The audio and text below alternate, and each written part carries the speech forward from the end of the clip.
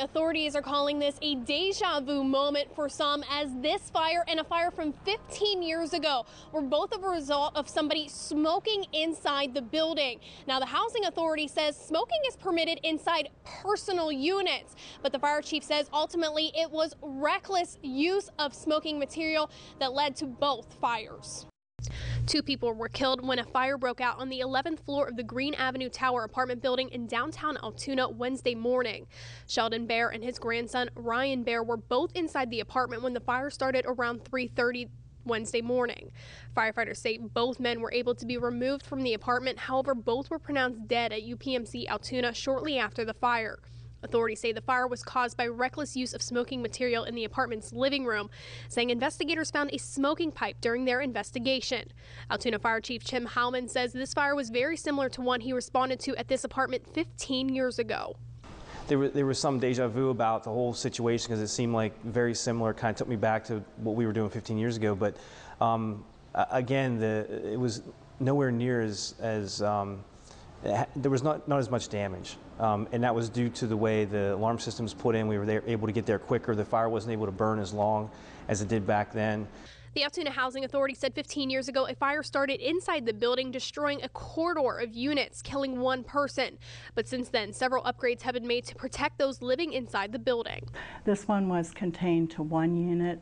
We have spent probably 2 of our capital fund improvements to update the fire response and the emergency things. So the firemen today told us how quickly they come and what a good system it is. Unfortunately, this fire was just very hot and very rapidly moving, but it was contained to 1 unit. Unfortunately, sprinklers are not a part of the building's fire safety features. The fire chief says that the building, as well as a number of other old buildings throughout the city, have been grandfathered into not needing them for fire code. When asked why the housing authority still permitted smoking in their building after a previous fire led to a fatality, they said it's only permitted in the residents' private units, and that at the time of the fire, the movement to remove smoking from public areas was growing across the country. Beck told me once they get an official report about this fire investigation, the Housing Authority Board will meet, and at that point, the discussion to remove smoking altogether could take place.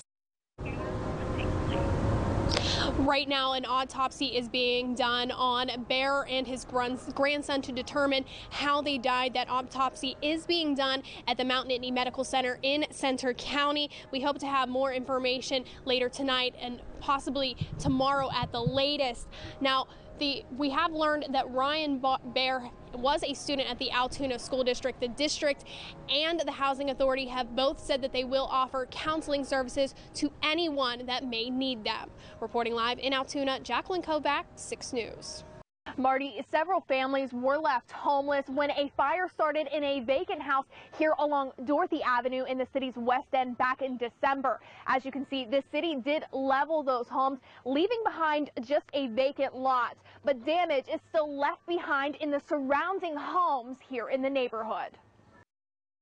3 months ago, this was the aftermath from a massive blaze that burned through several homes, burning 3 to the ground and leaving a 4th standing.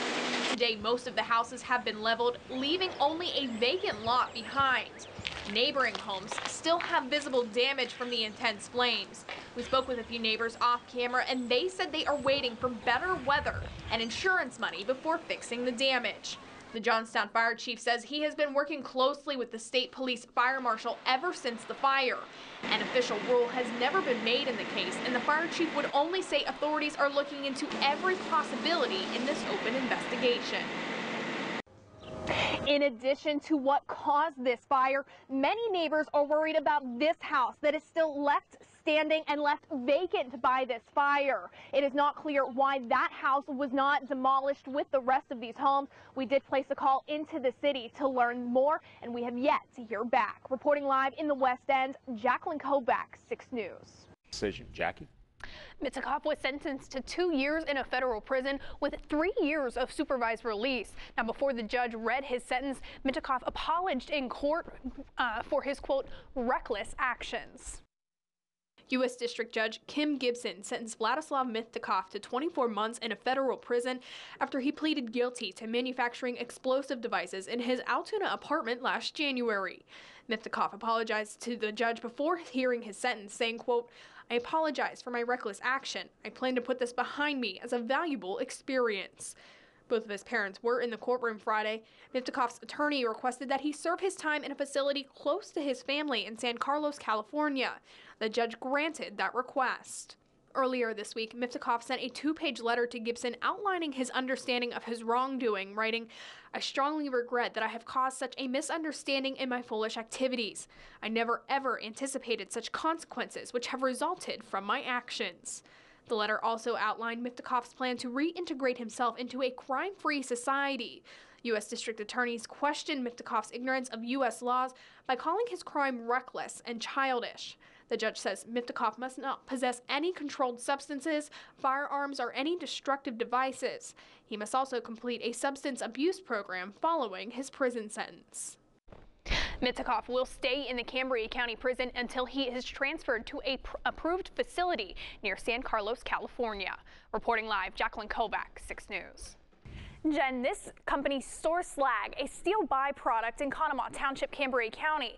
And earlier this month, the DEP says it discovered the slag product was making its way into the Little Conemaugh River, but the DEP says it only learned of the violation after a local man got video of the act while kayaking down the river this summer. In June, a Portage man decided to take this video on a trip down the Little Conemaugh River.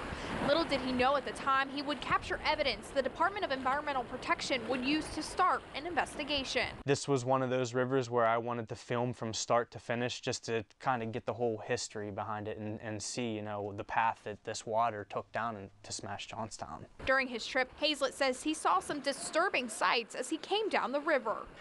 And it's a little bit shaky, but up here in the gray, you see a truck, and the truck lifts its tailgate up, and then if you look closely, it just dumped all that black stuff in the river right there. After he shot the video, Hazlett sent it off to the DEP to do something about what he saw. Earlier this month, the DEP conducted an investigation and found the Military Resource Enhancement Specialists Incorporated was in violation of several Clean Water and Mining Acts. What was shown in the video was absolutely backed up by what we were seeing. We were seeing material coming off the large slag pile that's there and getting into the river. The DEP filed a compliance order against the company, and they have 90 days to address the issue. Although the DEP's investigation found the violations to be minor, Hazlett was happy to hear something is going to be done. To know that, you know, my video got out there and it circulated around, and finally people have seen it and they're concerned about it, it feels like I won one back for the river that has given me so much this year. The DEP suggests if you see anything out of the ordinary along any rivers or streams to report it, and they will investigate the complaint. Now, I did reach out to this company several times for a comment and did not hear back in time for this broadcast. They do, however, have 30 days to file an appeal if they choose to do so. Reporting live, Jackalyn Kovac, 6 News. Maxine Andrews was only 29 years old when she died. The anniversary of her death, November 6th, was exactly 1 week ago, and police still don't have her killer behind bars. But they believe he is still out there and someone knows who he is. Maxine Andrews grew up in the city of Johnstown and lived in the Hornerstown neighborhood.